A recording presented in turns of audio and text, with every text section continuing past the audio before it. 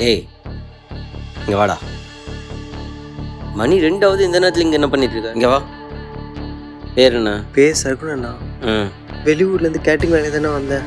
ஓன சம்பளம் கொடுக்காம ஏமாத்திட்டாண்ணா. வேற வழியே இல்லாமல் ஊருக்கு போயிட்டுருக்கேண்ணா. நம்பி வந்தேண்ணா. பெரம்பலூர்லேருந்து ஏமாந்துட்டேண்ணா. அதான் என் சொந்த ஊருக்கே போயிடலான்னு கீழம்பாக்கம் போயிட்டுருக்கேண்ணா. கிளாம்பாக்கம் போறியா?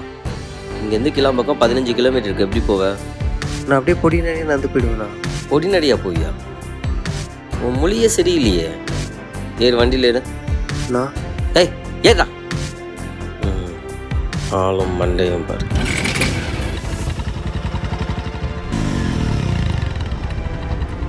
இறங்கு.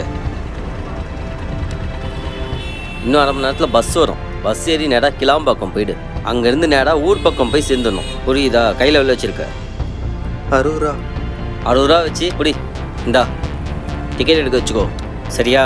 இன்னொரு தடவை எவனையும் நம்பி வராத. ஏமாந்து அழிஞ்சவனோட நம்பி அழிஞ்சவங்க தான் அதிகம். புரியுதா? அண்ணா தேங்க்ஸ்ண்ணா. போடா.